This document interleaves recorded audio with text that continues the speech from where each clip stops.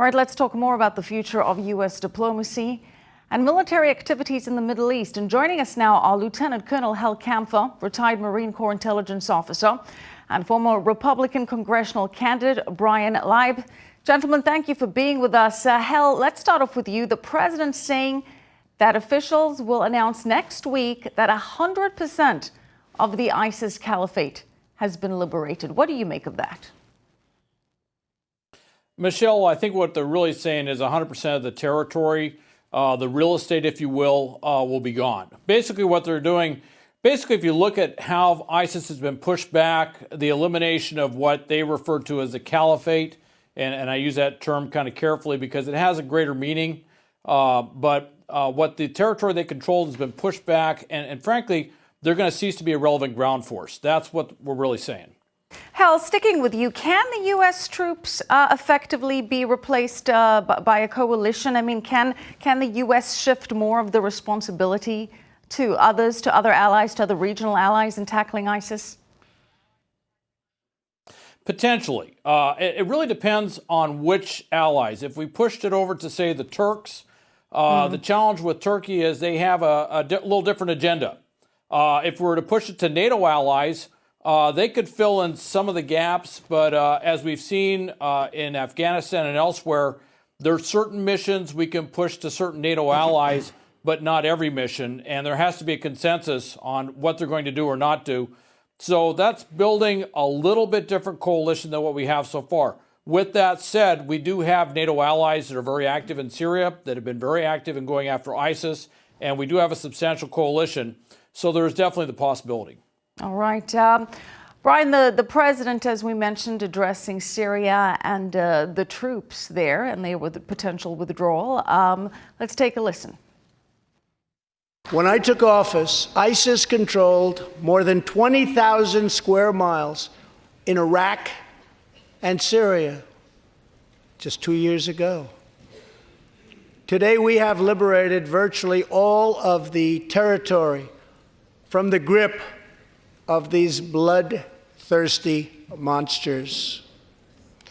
Now, as we work with our allies to destroy the remnants of ISIS, it is time to give our brave warriors in Syria a warm welcome home. Giving our troops a warm welcome home, Bryan. Now, earlier on Tuesday, the Senate approved a bill urging the president to reconsider to keep the troops in Syria. But between his comments last night and the comments today, can we assume that the president will not be subject to any persuasion regarding withdrawing the troops? Well, Michelle, thanks for having me on tonight. And, I think that the president is deeply committed to the military and deeply committed to ending the wars that we've been in for the last 10, 15, 19, 20 years. And I think that he's definitely very mindful of our allies in the region and pulling out of Syria, pulling out of Iraq and Afghanistan. But I think a measured pullback from the region, I think, is long overdue.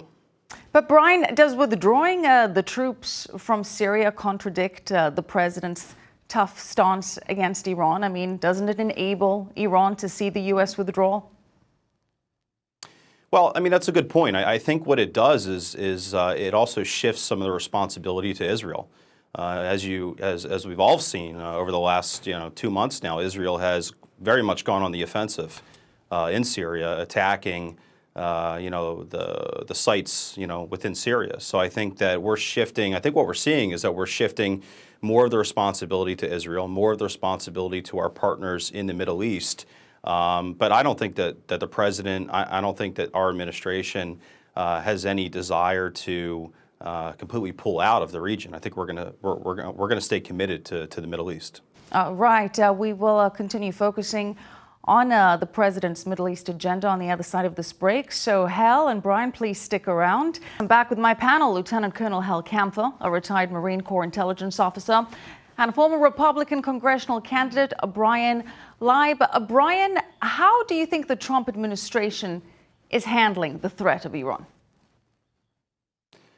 First of all, I think, Michelle, the statement, the very strong statement by the president last night really send a very clear message to our allies and to everyone throughout the world, and especially to Iran. We are not going to stand on the sidelines while Iran threatens to annihilate our strongest ally in the region. We're just not going to do it. And we are giving Israel, in my opinion, the latitude to defend themselves. You've seen that from the top down, from the president to Ambassador Bolton to the Secretary of State. We are there in a supportive role for Israel, but the fact that Iran continues to throw out these cavalier threats to annihilate the Jewish people, they do it like you and I go to an NFL game. It's uncalled for, and it needs to end. And we're making a very strong statement that enough is enough. Hal, we heard from Iran today, again threatening Israel, again saying that it will strike back at Israel if Israel continues strikes against military targets in Syria. As we know, Israel has been taking out weapons manufacturing sites in Syria, as well as military training camps. And Iran has already taken action over that. Let's not forget it fired a missile into Israel over Israel's north, over a ski resort. Hal, is Iran ready to up the ante here? Or is this just idle threats? Well, I don't think any of the threats are particularly idle. Their rhetoric has always been over the top. It's particularly over the top now. What I think has really changed, though, is the strategic picture. What there is almost a stronger, I guess you'd say a much stronger policy of containment, if you will, on Iran. Of course, pulling out of the agreement, which had many flaws, but also imposing the sanctions and also going after Iran throughout the region in places like Syria, in places like Yemen, to really push back on Iranian influence and Iranian hegemony, if you will, throughout the region in a very substantive way. I mean, when you have airstrikes take out a base, that's a very substantive way, and basically trying to contain Iran within Iran and also temper their rhetoric, which hopefully will also temper their policy. So Hal, is the best policy for the U.S. right now to just step out of the way and let Israel do its thing? Well, that's an option. I don't think we're ever going to completely disengage to that amount. What we're really doing is we're allowing Israel to take a little bit freer hand in terms of its operations, certainly in Syria.